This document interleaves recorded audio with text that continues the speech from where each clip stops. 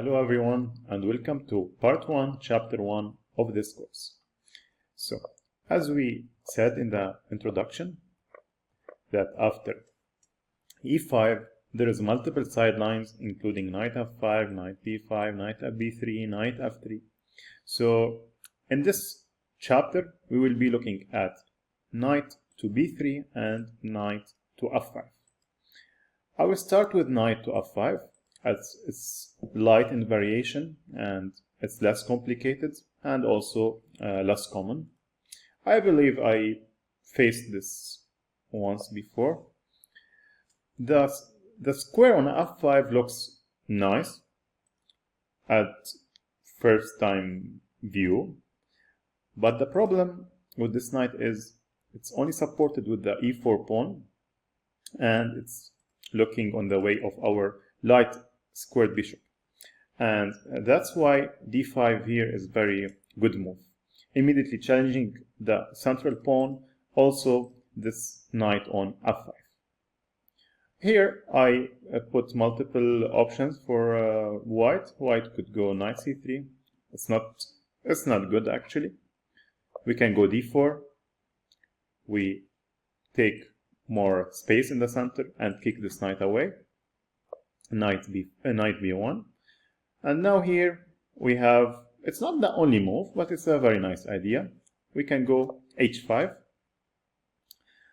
The idea is that we can go after g6, and after knight g3 we can push h4, and also we could be maybe more greedy and try to go h4 first, then follow it up with g6 when this knight will be trapped and has nowhere to go. That's why maybe white will play h4 here, and after g6 go back to g3. Now we can target this pawn. I would not call it a weakness. I believe it's already done. He cannot defend this pawn. This pawn is lost. It's a gun weakness. So knight c3 is not so great option. Probably white has to take on d5. Two options, with the pawn or with the queen. Let's start with the pawn. If he takes d5, then we simply take the knight. Bishop takes f5. D takes c6. We trade queens and we castle with our king, bringing the rook to the center. Knight d2 and b takes c6. If bishop check, we can go king c7. Rook e1 attacking the pawn. f6, very simple. Now the position I would prefer to have black here due to the situation of the white pieces. Although we don't have great advantage, but we already have some, which is great being black. But with b3 or with the option like to play simple chess with, for example, b3 for white, we can go bishop to c5, and now b3 of course was not a great move, and white will suffer with so much weakness. For example, if f3, we can go knight to e7 followed by a knight d5, and already we are looking at multiple weak squares for white here. So b3 is not good, of course. Rook e3, probably the only good way for white to play this this position. He must open the way for his king and also try to do some annoying stuff here. That's why we can play rook b8, preventing any of those annoying checks. And now f3, time to defend that pawn. We go knight e7. Again, we have the same ideas. We have the other rook coming. We are happy with our position here. So this was under the e takes d5. If queen takes d5, then we can take queen takes queen. Again, we take the knight. But now the white king is on e1, not on d1 like the previous variation. But still, we are doing fine. We take on c6, bishop to d3 to defend that c2 pawn. we can take and play knight f6. We have a little bit of weakness here. White has another weakness for himself here, so we can play on that d3 pawn. We have a nice file for our rook. We go out with the bishop. We have a nice square on d5. The endgame is equal. I would prefer black, but let's go with the computer evaluation. So this is it. This was all about the knight to f5. As you see, it's not that much, and it's also not very pliable, so no need to give it more than it deserves. Let's focus more on knight to b3. After knight to b3, I faced this a lot. I have seen it a lot, and I have played against it a lot. Maybe I wouldn't apply the best options because I would not expect it and I already forgot what to do. But now we can see what can be done. Bishop e7, by the way, it's not the only move and it's not the most common move, but I liked this move and it's probably the best. Knight f6 is the most pliable move here, and it's also very fine. But bishop e7, I like it. I liked it more. So let's go with it. I gave 4 options for white to go here. By the way, especially when we choose some lines that are good but like not very pliable or is not the most common move, sometimes I suffer to find a lot of options to see or games what's going on. So that's why I would use the computer to see what are the best moves for white, or I look at the position and try to expect what would my opponent play here, and that's how I go with the variations and like show them and analyze them. Of course, when there is a lot of games or a lot of variations already known, I cover them all. So here some of moves I expected and some of the played moves are knight to c3, c4, bishop to c4, and bishop to e2. And those we will talk about. Let's start with bishop e2. After bishop e2, we'll play knight f6. By the way, when we went with bishop to e7, it doesn't mean it will stay here. Sometimes we are just waiting for the knight to go out, because if you go out immediately, we will be kicked with c3. That's why like we are waiting sometimes. So bishop e2, we go knight f6. And now after knight c3, when this knight is here, we can go bishop to b4. If castling, we can take on c3, b takes c3. I'm always a fan of breaking the white structure here, but I'm not a fan of taking the central pawn early and give our opponent strong counterplay or some counterplay. For example, if knight takes e4 here, our opponent can go queen d3. We go back with the knight, and now he'll play bishop a3, stucking our king in the center, which is maybe pliable according to the computer, but for me it's not my preference. I don't like to give these chances, and that's why I would go with castling here. Now, yes, I would take a free pawn with my king safe and castled. That's why white play queen d3, defending that pawn. We can go d5, challenging the central pawn. Of course, if e takes d5, we can simply take queen takes d5, and we have no problems. If bishop to g5, then we can take on e4. This is, of course, like from the variations I analyzed with the computer, it goes long. It's not forced or something. Queen g3. And now I saw that we can go with bishop to f5. And king h8 is also an option. Let's see king h8 first.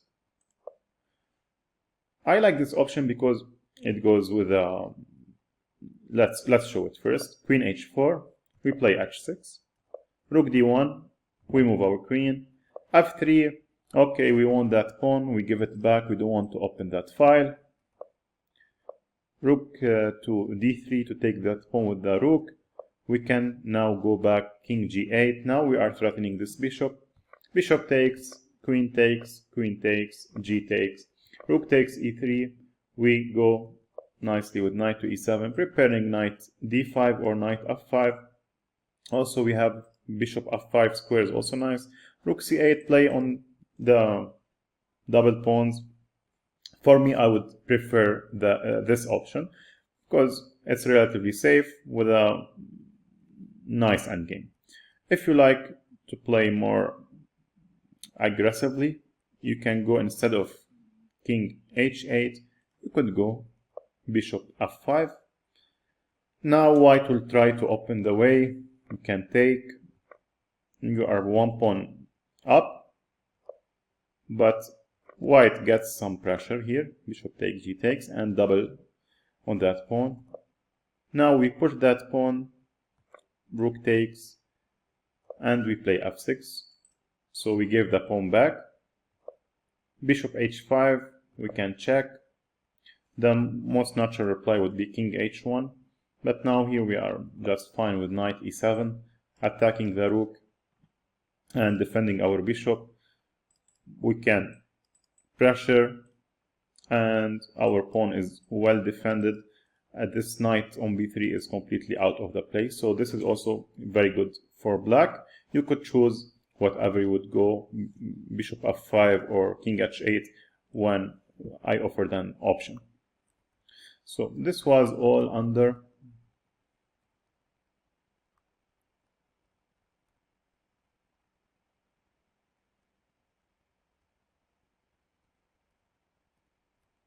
here. This was all under the bishop e2 variation. Just small reminder, we will talk about bishop e2 and bishop c4 and c4 and knight c3. So let's see the bishop c4 option. Bishop c4, we can go knight f6. Knight c3, we can castle, castle, and we can go d6 here. Bishop g5, knight takes e4 is an option. If knight takes, then you take. Knight takes d6, bishop e7, knight takes, rook takes, and very drawish position, let's say, which is fine. It's not the end of the game. It depends on the quality of your endgames. You could still outplay your opponent, and of course, if you both played well, then okay, it's not easy to win a chess game if you and your opponent played the best moves, and this is a safe position for black. And if you, I always like to give multiple options, because I know sometimes I tend to go maybe for let's say slightly better endgames and play with it. Maybe some of you would like, no, let's keep the pieces, and that when it's possible, I would always like to offer that, and that's why bishop e6 also is a possibility here. You don't need to do those all exchanges. If bishop takes e6, then simply you take and you play on the f file. Maybe the d5 push in the correct moment. Maybe some queen e8, queen g6, queen h5 if the queen moved away. You have multiple ideas to play on. Also rook c8, keep an eye on that c2 pawn. All are possibilities. If queen d3, white doesn't wish to open that f file, we can go knight h5, using that the queen left the control. As I talked in the introduction, we like to exchange these bishops. So bishop takes, oh, perfectly. Knight d5, it's okay. We move our queen, and this pawn, whenever it's attacked, we can defend it, we can keep those ideas in mind, although I don't like to give that bishop. Maybe you can go king h8, f5, so you have multiple ways also to play this position. Black is perfectly fine. So this was all under the bishop c4. Let's look to the c4 move here. After c4, we will go knight to f6. After knight to f6, I would consider bishop d3 or knight c3. If bishop d3, we can check because there is no more c4 here, c3, sorry, because already c4 is played. I would also consider here 3 moves. So knight c3, knight 1d2, and bishop 2d2. Let's look at this structure. This is similar to the Marozzi structures. C4 pawn, E4 pawn, trying to put pressure, not allow D5. And the knight would probably like to go to D5. And that's why when white goes knight 1 to D2, this is already a great achievement because this knight is misplaced. This knight is out of the game and this knight is misplaced instead of being on D5. And that's why we are already very good here. A3, we just go back. Castle, we play D6. And we can play this position. Maybe A5, A4, go knight to D4 if we want. Maybe you can go bishop E6, go back knight to D7, and prepare some G6, F5 if you want to play the structure that way. So according to what we play here, you have ideas on both sides of the board. So knight 1d2 is fine for us. Everything is fine for us. And if knight c3, we can take and play d6. Again, we can castle, play bishop e6, maybe rook c8, b6, knight a5. Those ideas to pressure that pawn. Maybe you could play it without b6 also to keep the way for the queen. For example, if knight a5, if knight takes, then you would go queen, also pressuring the c3 pawn. So white would suffer with these double pawns. So bishop d2. Now we wait for white. We play d6. If he takes, we take. So that's simple. If he castles, we castle. Knight c3. Okay, he's not taking. We can move our bishop away. Try to provoke f3 because we will weaken this diagonal for white. So f3, now we go to e6. We already wanted to go to e6. If knight d5, then we take on d2. We are happy again to trade those bishops, our bad bishop with his good bishop. And now we can go knight to d7 because really we cannot fight with knight takes knight when our bishop on e6. This is a classical idea in the Marozzi systems. That's why we can go knight to d7. We will find another square for this knight. Maybe go to c5. Maybe a5, a4, play again d4, put our knight on c5 and d4. This is great. And if exchanges happen, we are happy to be left with our good bishop against his bad bishop in any endgame. So this is also great. And this was under bishop to d3 and bishop to b4 after c4. But after c4, knight f6, white can go immediately knight to c3 without putting the bishop on d3, and that's why we can go bishop b4 again, bishop b4, bishop d2.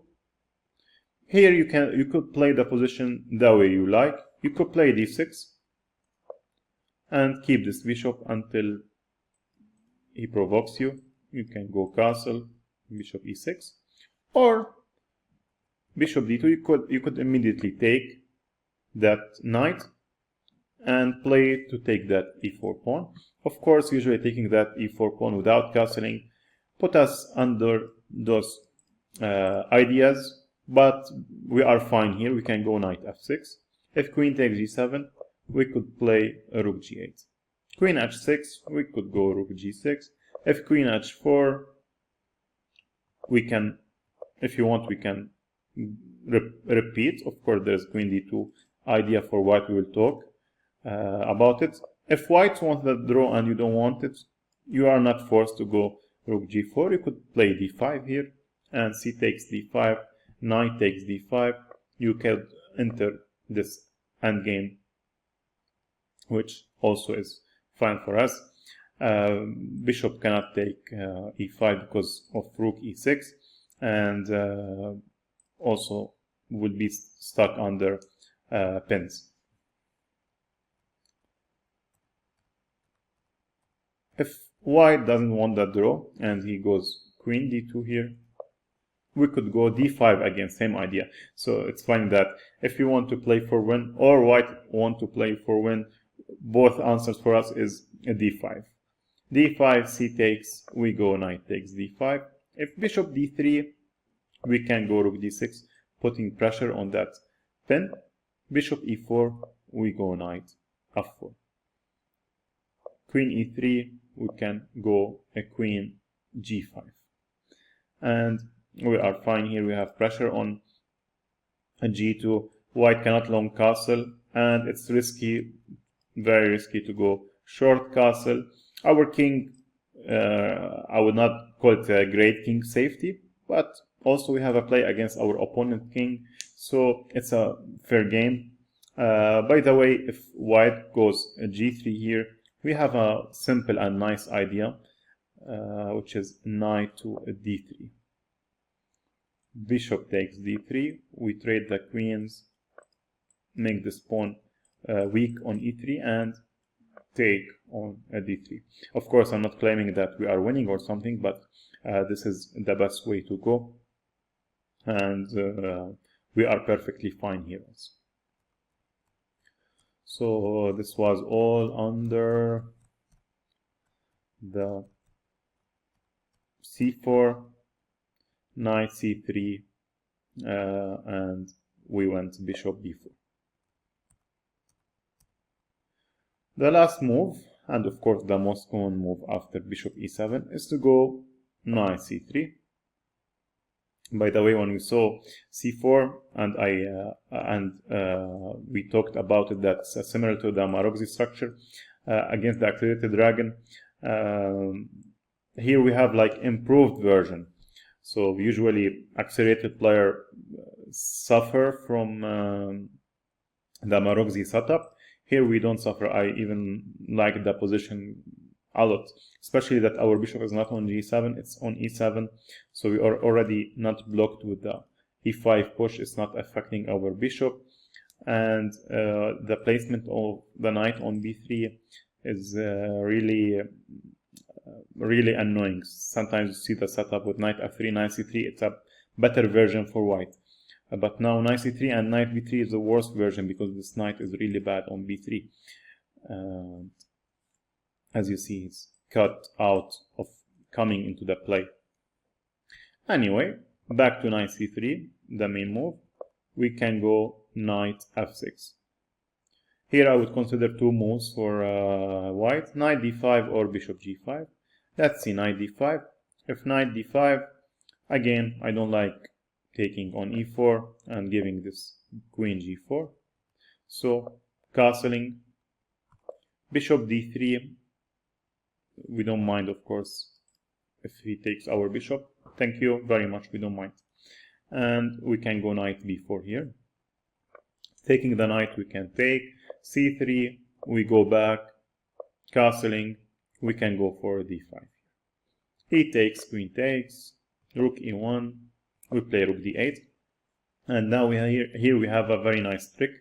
After bishop c2, if you want to keep the queens, you could go for queen c4 here, but the best move is queen takes d1, and also it has a very nice trick because the most impulsive reply, or the first thought for the player is like, okay, yes, rook takes d1. But here this is a blunder, because bishop f5, we are attacking the white bishop, and if he cannot take us because we take the rook, and if he takes our rook first, then we simply take. Again, we want the bishop has nowhere to go, and it cannot take our bishop because of that checkmate. So simply rook takes d1, bishop f5, white is lost. And that's why after queen takes d1, white is forced to take with bishop takes d1, where we can play normally play a5, push that knight away, maybe a3 in a correct moment. You are not forced to go there immediately, of course. White cannot take on e5 currently because of the bishop on d1, and we are perfectly fine here. So this was after knight d5, knight c3, knight f6, knight d5. Knight d5 is not forced. I would imagine bishop g5 would be a very playable move here. And we can go again bishop to b4. I would consider 4 moves here: queen d3, bishop d2, f3, and bishop c4, which I consider the best. Bishop d2 I consider it, but it's not expected for a player to go bishop g5 and to follow it by bishop d2. But maybe he would copy us, since we went from bishop e7, then we went back to b4. So let's start with bishop d2. If bishop d2, we can take on c3 and castle again. I don't want to take that pawn, but now I want to take it after I castled my king. Bishop d3, we can go d5, take, and again, he has the 2 bishops, but we can take this bishop whenever we want if it's annoying us, and we even can take it now to break that structure. You have bishop e6. Maybe you can go, if you don't like prepare it, go king h8 first and go f5 if you want to go f5. Be careful from falling under pins with immediate f5, and of course not forced, but I like these ideas too, like king h8, f5, go push toward the king. I like to play such aggressive options, but you are not forced to do it. This was under bishop d2. If queen d3, you can take, queen take, we can take the e4 pawn. Bishop takes queen, we take the queen. Bishop c7, we move the knight away, and we won an extra pawn. So queen d3 is not a problem. f3, we can take on c3, b takes c3, and we can go d6. Ideas like bishop e6, h6. When you want, you can go g5. You are not forced, but if it's annoying you, you can go for it. And the next chapter we would see how we will deal with the bishop on h4 with g5 with very nice maneuvers. So we finished with f3. At the end, bishop c4 here, and we can go h6. If bishop takes f6, we can make this intermediate move, take it as c3, because he targeted the knight that was defending the d5 square and preparing later to get the knight here. Okay, we can take it, get rid of those ideas, take this bishop, and leave us with our good against his bad bishop. Queen d3, we can castle, and now long castle. The computer choice, all of this just to stop our d6 and our bishop to go out, because it will be very annoying for white to deal with bad knight, bad structure, and that's why you go castling, rook d8, and he goes queen to d6. This is the computer suggestion. Just goes into endgame and like to stop our d6 push. Although the position remains equal, we get our king, and we can go with rook b8 ideas, b5 maybe, and f6 support our center. You could keep this pressure, but it's leading nowhere. We are even defending that with extra, like you could move the bishop away later, because rook and king enough to defend that pawn, and that position remains equal here. So this was under bishop g5, and after h6 bishop takes f6. If bishop h4, which is what would you expect, white doesn't want to give his good bishop, also wants to keep that pin and annoy black. We could castle, queen d3, we can take on c3, b takes c3, not to fall under that trick again. Also, maybe could keep the queens, g5, knight takes e4, but okay. B takes e3, queen e7, castle. Again, we go for g5 here. Although we are weakening our king, it's not easy for white to use that. Especially the knight that would annoy us would be on f5, for example. Like, I would not dare to play that move with the knight being on e3, because it would just go back and start going knight f5. But with the knight here, I'm thinking I don't see the way. A knight here, knight here, knight here, knight here. It's like 4 moves, but after g5 his bishop would be here. So I don't know, like move and then go this way.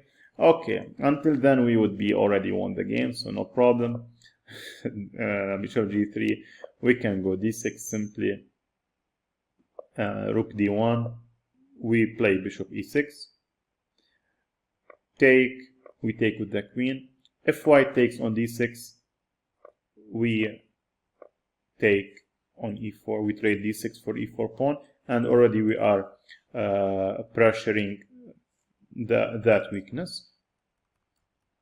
If white doesn't take that pawn and says, okay, I don't want to trade these pawns, I want to play this normal game, I don't want endgames, whatever.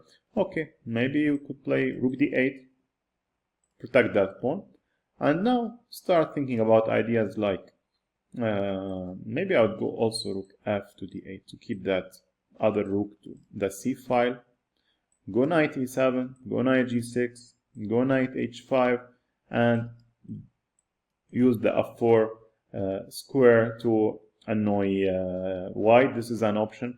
Also, there is an option not to play that on attacking style. You could play simply rook d8, rook c8, and maybe move that knight, put the rook c6 to protect the d6, and now shift the other rook to c8, pressuring the c3 pawn. So we have really many ideas and ways to play this position. And that would be all about knight f5 and knight b3 sidelines. And see you in chapter 2, where we'll be talking about knight f3 and knight to c6. So see you and bye bye.